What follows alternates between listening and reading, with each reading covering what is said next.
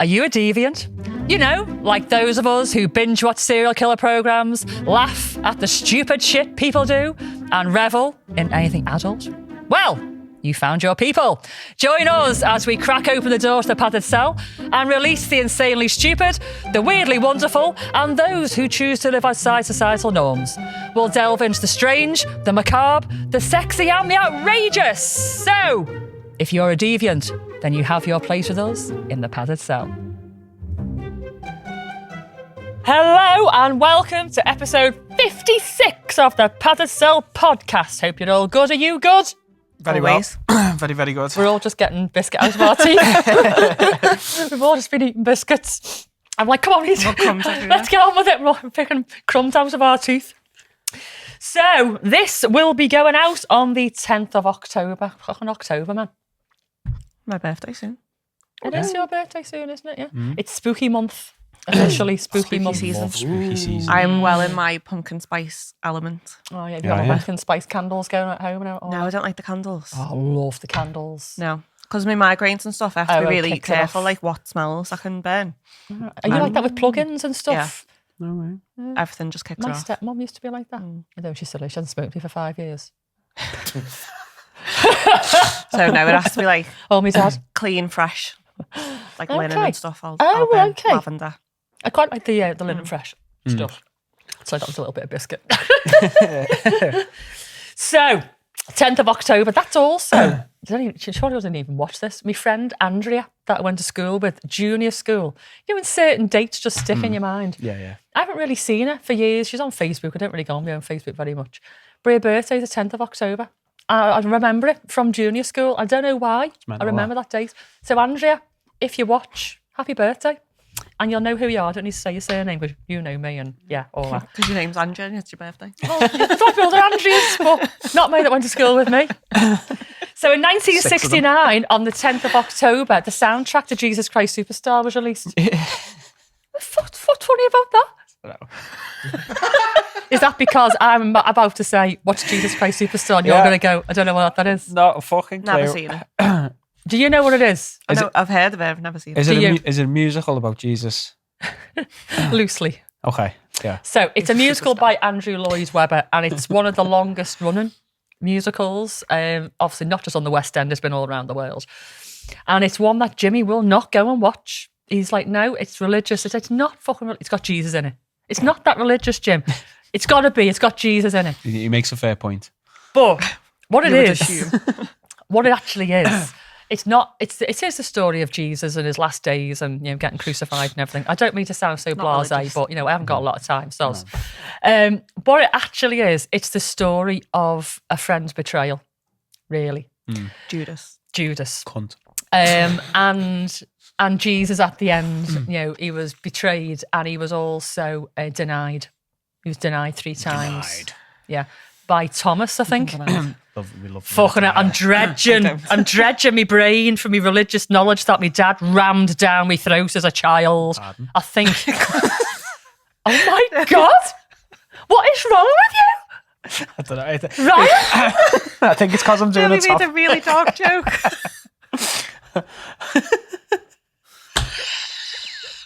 Fuck me. Okay. Help me. I need Jesus. You need Jesus. Oh, well. Were you going to say something that was very, very inappropriate then? Just say it, come on. Just say it. You may as well. Could have put worse down your phone, couldn't he? Okay, yeah. Yeah, he could have. Yeah, he didn't. Christ. Superstar. The wheels have fell off. Happy Monday morning. The wheels have fell off. Fucking You hell. got daddy issues like me. Definitely not those kind of daddy issues. Jesus. Neither have I. Okay, anyway, where was I? Oh, So, Jesus Christ Superstar. Yes. Nothing else. So, it's a story of a friend's betrayal. I'm just going to look at the camera. on, yeah. I'll talk to you guys because these have lost their shit. Completely lost their shit. My God. So, Jesus Christ Superstar is a story of a friend's betrayal and denial and how he deals with that and obviously the eventual crucifixion. But the reason I like it, because I don't really like religion, don't follow religion, it's just a fucking story. Yeah. The Bible to me is a really, really great novel. That's what it is to me. It's a good story. Really good story. Yeah. Well, it's a bit dodgy in part, but you know. But I totally respect people that do follow it and all that. And Jesus Christ Superstar is good for both. People that are into it, people who aren't. Because all the cast are dressed in like leather jackets and biker gear, and it's all rock music. Okay. And the way it's told and the dancing and everything is very modern and contemporary. And you forget that it's a Bible story. It's just the story of this guy who's put up on a pedestal by everybody else, not himself, and then is all of a sudden in the position of like, shit, I am now in this position of authority. What am I going to do with this? And he's like, trying to do some good and getting dragged down. It's very modern day tale. It happens all the time. Yeah. His friend betrays him. Happens all the time in business and everything else. And he's denied as well. I think, like I said, 3 times by Thomas, I think. And so it's all that. It's a story of basically a complicated friendship. And this guy who's been put up on a pedestal by other people doesn't really want to be there particularly. And then his eventual demise and how sad that is. Yeah. So, yes, it's a Bible story, but the way it's done is very good. And Jimmy will not go and see it. Will not go and see it. I've seen it a few times now. The original one, traditional one, excellent. There's a more contemporary one that I went to see recently with our friends, Harry and Co. And I didn't enjoy it quite so much. It was too contemporary for me. They're doing all this like expressional sort of dance. Yeah. I can't really like that kind of thing. Bukkake and Jesus Christ Superstar, mate. But you know what I mean? They do this like expression dance and they're supposed to be talking through the hands and all that. Yeah, it was that. And it just didn't strike the right chord for me. Mm-hmm. So anyway, Jesus Christ Superstar, if you haven't seen it, it's dead good. Even if you're not into religion, go and see it. Just not the new one. There's no, not the new one. There's a movie as well, and Rick Mayall played Herod in it. It was very, very, very good. There's a version a few years ago that had Tim Minchin. Yes, I love Tim Minchin. Unreal. That's really good. I got a proper way of crush on him. Now, on the latest one that I went to see, the contemporary one, there's, like I say, they're not even in the rock gear the way they're not. I think I'd make a jacket on, but they got like just like rag type clothes on and doing all this stuff. Jerusalem all contemporary, and then fucking floating in. Herod always makes a big entrance. There's a big song. Julian Clary was Herod. And he had this big gold gown on with a big gold train, which is about 20 foot long, dragging it down the stage, talking the song because he couldn't sing it. No. And I like Julian Clary. I used to love him years ago with Fanny the Wonder Dog on Channel 4. You're probably too young to know that. But now he just looked like a really old queen in gold fucking like tin foil, not singing. And it just completely spoiled the vibe of the whole thing. It was contemporary on there, and then gold Julian Clary on the. And you're like, who made the decision to put Julian Clary in this fucking gold bag, basically? So I wasn't impressed. Chicken in a bag. That's what it looked like. Oh, I'm still stuck on Fanny the Wonder Dog. Yeah, I've never Fanny the Wonder Dog. Fanny the Wonder Dog used to sit on his desk. Who thinks these fucking names? Well, Julian Clary did, obviously. Fanny the Wonder Dog. All these things you've missed because you're so young, you see. All the things that were allowed on TV years ago that aren't allowed on TV now. Aren't you the same age as me? Yeah. A bit younger, aren't you? 3 years younger? 2 years younger? Same, aren't we? 33. Yeah, I mean. Old timer. 36 next month. So, the other thing that happened to me recently and I want to share. I'm getting older and I'm turning into my nan. I've been turning into my nan for years. Loved my nan. Nan's been dead for years. But she used to say and do things all the time. It was to make you go, what the fuck? She used to like get her words mixed up all the time. I do that a lot. And I might see something. I'm like, oh, what's that? Like one day my nan went, oh, God, Bill, to my granddad. There's a duck or a bird flapping its wing. It's hurt. Go and get it. It was like on the pavement down there. And he got near to it. And my nan did have her glasses on, but still didn't see what it was. It was a quick save bag flapping like that. But she thought, and she was like, oh, God, there's a bird. It's injured, Bill. Go and get the bird. And he went, Joyce, it's a quick save bag. Well, I'm doing shit like that now. And one of the things that I did recently, when I've got a skirt on, I've got a skirt on today, I normally put jeans on with my t-shirt. I didn't have enough time to get changed in between takes, so I've got a skirt on. Sorry, Dylan. Dylan got a flash. It's not the first time. So on days like today, when I've got a skirt on and Doc Martens and tights, do your Doc Martens like rub against your tights and like make them all like bobbly and fray and No, all not that? really. Don't they? Okay. I mean, I wouldn't mind. My tights aren't even that cheap either. They're pretty decent ones and they're still fraying. Anyway, so I wear socks underneath my boots to stop that from happening. The other day, I'm looking everywhere for my socks. I brought everything down, boots, socks, everything that I needed. Looking everywhere. Jim's sitting over there. And I'm like, have you seen me socks? And he's like, no. I said, I brought them down with all my stuff. I had the couch up, everything. Couldn't find them anywhere. And he went, what do they look like? I went, they're my Christmas ones with Father Christmas on the front of them. And he went, the ones that you're wearing? I went, oh, fuck. I'd already put them on before I walked downstairs. I've done that a good times, 10 minutes. Yeah. I'm looking everywhere for socks that I'm already wearing. What is wrong with me? Why do socks just go missing though all the time? I know. The socks are a nightmare in our house. See, when the kids were still at home, my theory was that they were using them as a wank sock. So they were going missing because they were wanking, cleaning them off in the sock, and then either chucking the sock or making it disappear because they didn't want me to find it. Yeah. But now it's only me and Jim. I don't need wank socks. So I don't know where they're going. That theory's just been blown out the water completely. Right, before I just do my segment, I'm just going to read you a little message. And this is, I'm going to give them the pet names: Power Bunny and Mad Dog. Yeah? Dog. Just want to say thank you. I think you've heard this. As my girlfriend and I are huge fans of the podcast. So when we were watching your 50-second 1 year episode on YouTube, I asked my girlfriend to be my wife. And she said yes. So thank you for giving me the confidence to ask her to be my wife. We are Padacel fans for life. And then he said, if you're going to say this, please use my pet names. Doesn't want to use his real name. But how nice is that? That somebody's been following us, the big fans, and decided to use our 1 year episode to pop the question. That's cute. I feel quite privileged. I hope you've done it in a kinky way. Yeah, I'm sure you're delighted with that. Your face is not showing delight right now. This is my happy face. That's your happy face. Yeah. Oh, okay. You need to work on that, love. Now, Elle was saying I've never smiled so much as the last segment. So oh, really? Just need to let the brain messaged me yesterday. Yeah. Right. So, your segment. Yeah.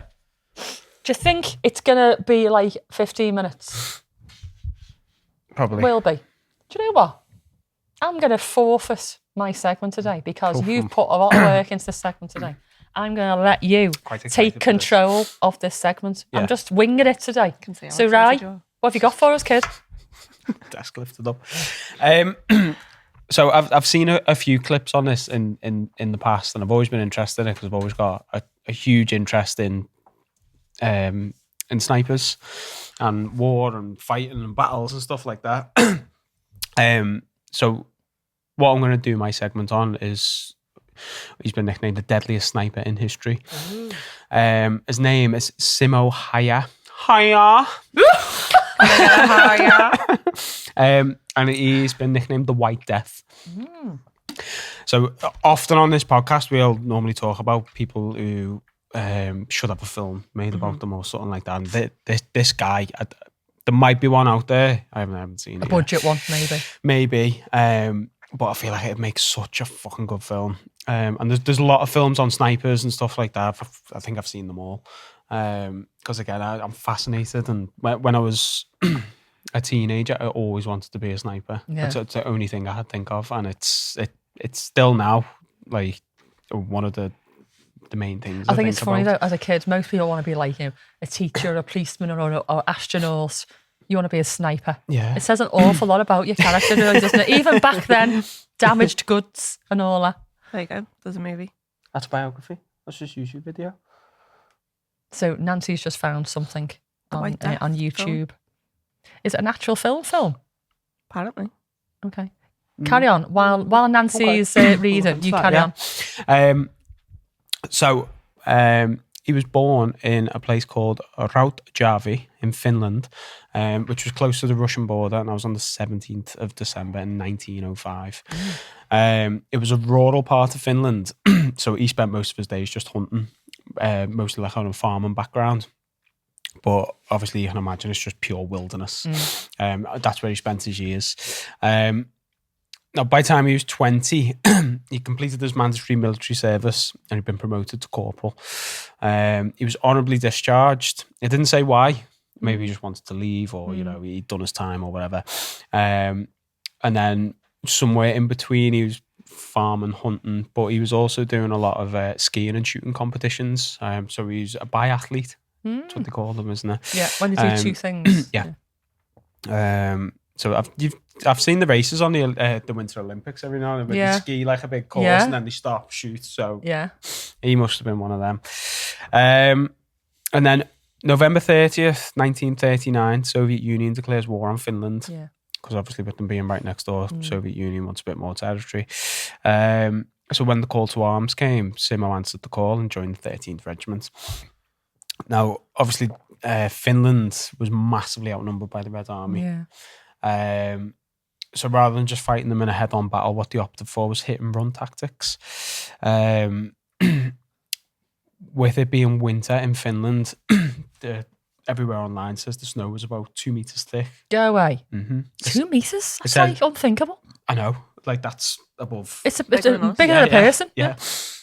And it says it was minus 30. Now, I don't know whether that was Fahrenheit or Celsius. I'm assuming it's going to be Fahrenheit. But you don't know. No, but it'd probably be Celsius. So minus 30 degrees Celsius. It could be, couldn't it? Yeah. So Everton Online says that the Soviet army just weren't prepared for the conditions that they were finding themselves in, because it was just middle of nowhere, woods, and just them treacherous conditions. But the Finnish army, because they train there and they obviously live there, they knew the territory so well, and they were just letting the Soviets push in, which would stretch their numbers out, and then they were just picking off supply lines, just basically getting rid of all the food, water, and just letting the cold do the rest for them, basically. So this is where Simo comes into play, or Simo, I was pronounce his name. With his abundance of knowledge of the area and terrain, he'd simply go out alone, post up somewhere. He used to build himself a little snow fort, just pack the snow in, sit his rifle on top of the snow. He'd obviously be in a white ghillie suit, white balaclava, white gloves, and he'd have some bread in his pocket and a bit of oil just to keep him going while he was sat there. And the rifle that he was given from the Finnish military, he actually declined it and took out his old hunting rifle. Because he said his hunting rifle didn't have any sights on it, no iron sights, so it wouldn't glint. Okay. So he was doing all this out of sight? Mm-hmm. Wow. Yeah. He, because that's his bread and butter. That's how he grew up, hunting and stuff like that. He's always used iron sights. But details were saying he could ping a target from 150 meters with iron sights, that's 16 shots in a minute. That is crazy, and that's like a bolt action rifle, so not a modern one. No. So that was him. That's what he'd do. He'd camp up, just sit there, start picking them off. And again, when he was the reason he didn't use his iron sight was because he knew from spotting snipers about the glint and stuff like that. So that would be one of the things he'd do when the Soviet snipers were pitching up on the other side of the forest. So he was watching for the glint? He'd just wait for the sun to set on that side and he'd see all the glint. No way. And he was still getting them from that distance though? That's crazy. Yeah. There's some stories that state once the Soviet forces had started realising that there's some fucker sat out there picking people off, they started using iron shields to walk through the snow, and as if to say like, well, your bullet's not getting through an iron shield.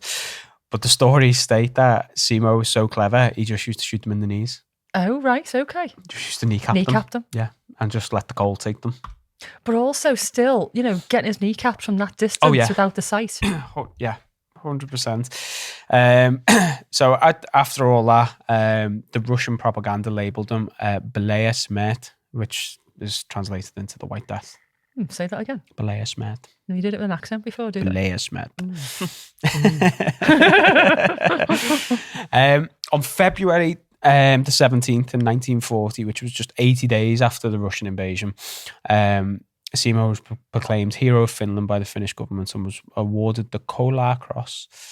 So with winter coming to an end in February, and the Red Army was learning and getting experience in these conditions that they were fighting in. New tactics were coming into play and stuff like that.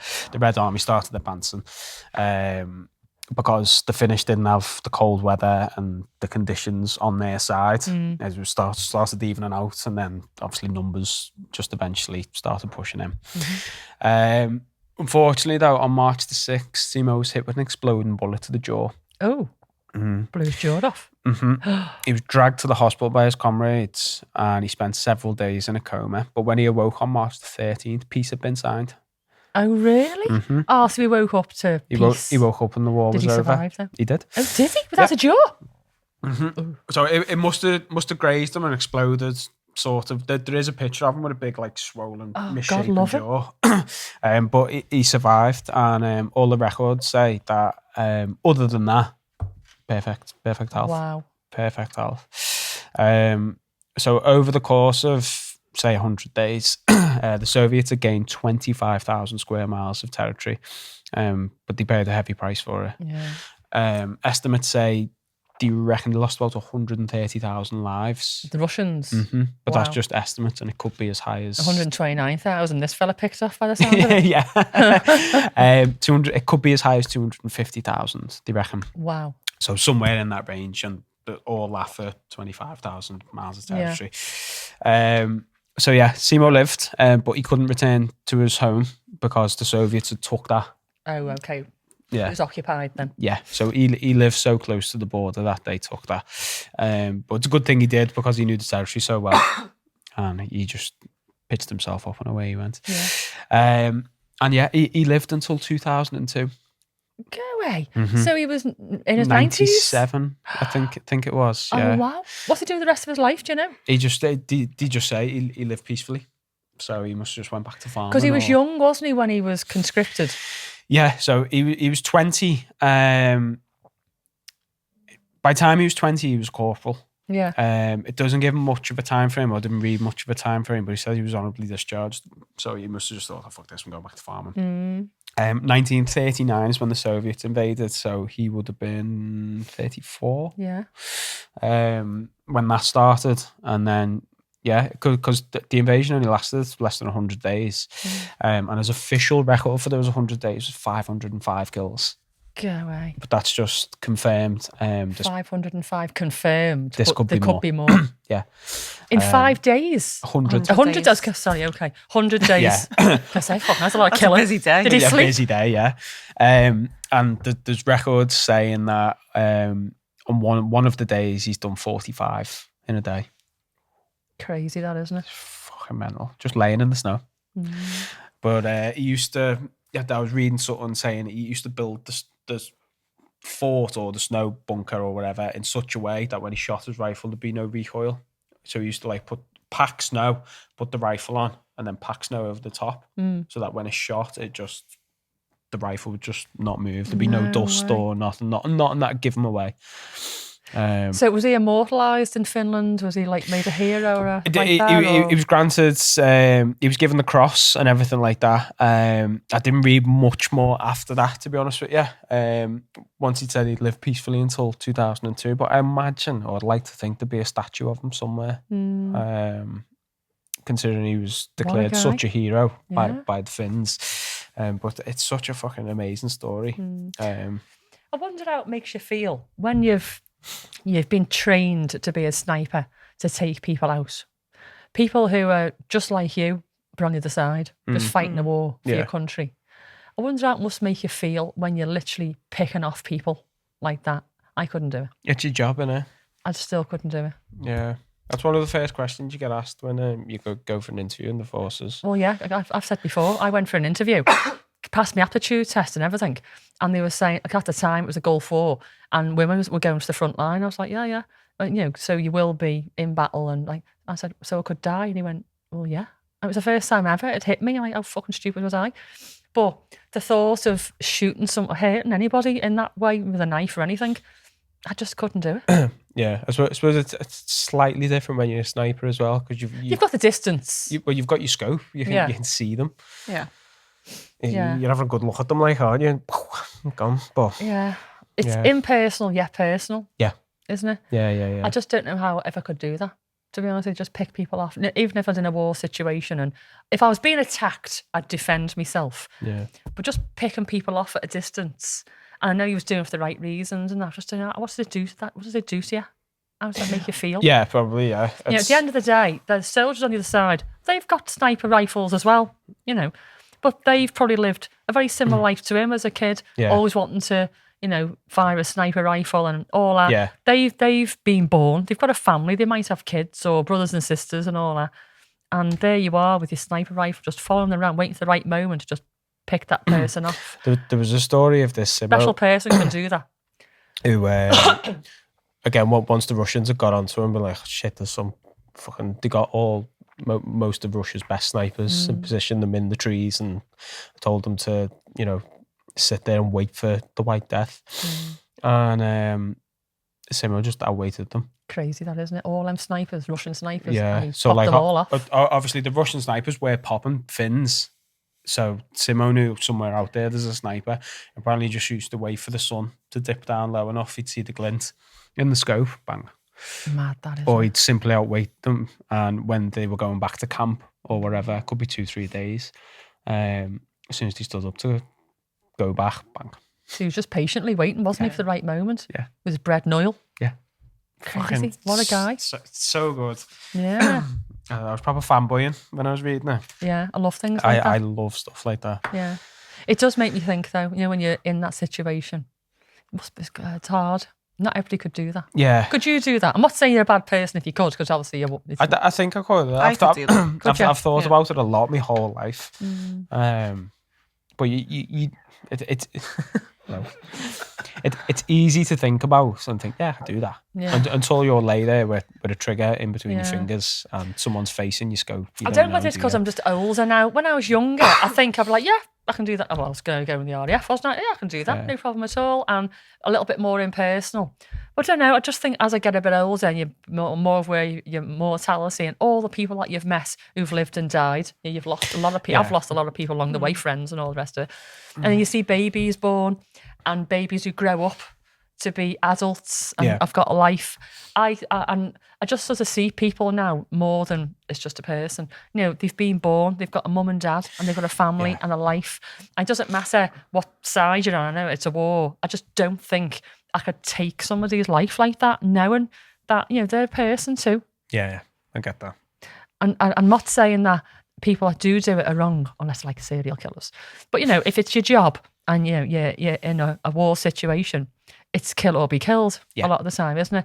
That's why I couldn't be in that situation. I just don't think I could pull the trigger on somebody like that. You just run into battle with a few floggers. Yeah, with me bullwhip. Target you bastards! I'll get them at a distance with a bullwhip. Wrap it round the dick. Thank you, Dylan. Okay. Just don't shoot. So, thank you very much for that. Really interesting. That was interesting. Yeah, I like, really, really I like interesting. What a guy. So, yeah. We're not going to do your dangly bit, I'm sorry. Or do you really, really, really, really want to do your dangly bit? It can stay. It Can can it? wait, yeah. Okay, you can store it for next time, can't Okay. you? Or another time. Just because of our time and stuff like that. Just before I do my fetish factoid, quick hello to our OGs. Hello. And all of our new Patreons, Jay, Shiloh, B, Alison, Mariah, Shaz, Sarah E, Hannah and Amy. Getting loads. Hello, Absolutely Jackie. fucking loads. Great. Hello, Jackie. Really, really great. You look nice. So my topic that I was going to do today, I've put off 3 times now. So next time I am absolutely going to do it. I fucking read this thing to death. And funny enough, it's about sort of death as well. So I don't even need the notes. No. I won't. I'll just be saying it all. But instead, I am going to do our fetish factoid. Yes. Do you know what? A muffin man. He lives under a lane. A muffin man. Do you know what Capnolagnia is? Say it again. Capnolagnia. Capnolagnia. Nope. To be fair, the word doesn't give you any hints. Oh, okay. There's normally Whatsoever. something in the word that you can go. Yeah, Capnolagnia. No, doesn't with this. No. Okay, this is something that I have done professionally and privately, and it's fun, but it's not for everybody because of what it is. It's smoking fetish. Okay. So Capnolagnia is the actual word for smoking fetish. And basically it's derived from sexual pleasure from watching someone smoke, watching smoke waft over their body, or watching yourself smoke in a mirror. Never done that, But some people get turned on by, smoking and watching themselves and smoke around their hairs and all that. Does it work with a vape? Well, it can include cigarettes, spliffs, vapes, or hookah pipes. So it can be vapes. And if you go on Instagram, there's whole accounts out there with 40, 50 odd thousand followers, and all they're doing is smoking vapes. Literally just... And it's like, wafting around. They're taking photos of themselves smoking vapes. There's somebody who used to come to the club all the time, and she had an account, and she was literally just smoking vapes all the time and getting loads of followers for it. Fucking hell. It could be loads of money. Vaping. Vape over somebody's feet. Fucking hell, you'd be loaded. Yeah. Sign me up. Yeah. So, I don't smoke tobacco. I've had the odd spliff every now and then. But What you mean? Professionally, I have been asked to do smoking fetish a few times. One, it's actually fire fetish that more, but I've been asked to do smoking fetish where I was like striking matches and all that and then blowing smoke. But also privately, I've done a little bit of smoking fetish as well. There's something quite sexy about it if it's done right. One thing I have done, I've blown smoke rings down a penis shaft. I was fucking good at it as well. You see, I haven't done that. No. Have you ever smoked a ciggy or a split? Yeah. Can you do a smoke ring? Yeah, I can. Yeah. So it's normally in the air. Yeah. We just go down a cock. I just have to start small. Let's go, give it a go. And it goes And he fluffing. like that round the cock. It's great. I was going to say try it, but you're not that way inclined, are you? I've blown smoke rings around a cock. I could do it on my own. Well, I've heard the side of this thing, so so you probably Get could. the wife on it. You see when she's like trying to vape. Fuck that, no, yeah. Is that a fetish? And she chokes to Coughing death. all over it. So, smoking fetish. The very first time smoking was seen on TV was Humphrey Bogart in a film called The Maltese Falcon. We talked about Humphrey Bogart on our last episode. Probably won't My remember. mate's Xbox gamer tag is the Maltese Falcon. Is it? Well, it's come from that film. The 1941, Everyone's another one of my laughing dad's now. favourite films. And he was the first guy to smoke tobacco on a film. No way. Humphrey Bogart. And he came across like masculine and a man's man and all that, and quite sexy with it. And so smoking became quite commonplace in movies around that time because it was seen as like a sexual, dominant, powerful thing to do as a man. But then if you see like the females back then, they'd have like cigarette holders, like little cigarettes in the end, and the little red lips, and like your lips today. That's a little red lips, and they're smoking. Oh, you've got nice lips. Just saying that's not little. I was trying to suck them in. Don't suck your lips in. So yeah, it's quite sexy with the cigarette holder. And Renee Zellweger had to smoke a cigarette in the second Bridget Jones film, but she refused to smoke tobacco and she wanted a herbal cigarette instead. Have you ever tried a herbal cigarette? Don't bother. Nasty. But again, she was seen as like rough around the edges, maybe a bit promiscuous as well. The whole smoking thing, came with that. So this is other thing. I have seen this. I can't do it. I've not tried. So maybe I can. I might try. No, I won't, because then it'll make the end soggy. What? Pardon. Where's this going? Have you ever seen somebody get a lit cigarette and put it on the vag, and then they like suck the cigarette in with the vag and suck in smoke and then blow it out? You've never seen that? No. Right. Okay. Go on to Pornhub. Or there's other porn sites available. Did your boss tell you to go on Pornhub? This is research. This is your job. This is our homework. So apparently, there's videos, like little porn videos. What you type in for that? Vag smoking, I don't know. I don't know. I can't remember what I've typed in. I actually researched it. I can't remember. I think it was just like smoking cigarette with vagina or something like that. Something dead unsexy like that. And it comes up, there's loads. And you see I was going to be really Shanks up on explicit. the wrong side of Oh TikTok my too God. much. You can see vaginas. Pretty ones. Pretty vaginas. And they put a whole lit cigarette and they put it towards the whole, vagina. Yeah. And then they clamp round it, they contract, and as they contract, it sucks in smoke, and you can see the end burning. And then they go, out the vagina. I mean, I haven't seen one do smoke rings yet. Because you'd imagine doing a smoke ring. A fucking You could do it out steam your arsehole. You could do it out your arsehole. Little. Anyway, Please do it. so there you go, smoking fetish. Smoking cigarettes with your vagina. It's a skill. It's a skill. Can you do it with a vape? I'm sure you can. Get your vape What in. flavour is it? I thought you were going to say get your vag out then. Fucking hell, right? Get your vape in. Smoke coming off from under the table. Here goes the train. That's just having a vape. So I might try this one day and I'll let you know how it goes. But that's where I was going, you see. But might make the end a bit soggy. You have to give yourself a little courtesy wipe first. Duckied it? Duckied it? Who's had this? It's duckied. Oh. Bit of extra flavour. Oh my god. Oh, yeah. So, on that Bombshell. vag smoking bombshell. Clamshell. Clamshell! We're gonna go. I need to lie down. And I will feed back. I'll let you know if it's a thing. Well, it's a thing. I've seen it on Pornhub, so it's definitely a See if you can thing. do it. We'll see if I can do it. Okay, that's your homework. So, on that smoking fetish bombshell. Do you want to do it? With my vag. Have you binge watching? That bit. Go on. Oh! Can't remember. That's all that way. If you're binge watching, put the kettle on. We'll see you in 5. If not, we'll see you next week. Bye. Bye. And there we have it. Another day made better by listening to the curators of chaos. Thanks for dropping by. And if you enjoyed the show, we'd really appreciate you sharing the Love the Paddysell podcast with your friends. Don't forget to give us a follow on our socials, maybe some 5-star reviews, and feel free to send us an email to medic@thepaddysellpodcast.co.uk or even interact with us on Facey, Insta and our other socials because we love chatting to you.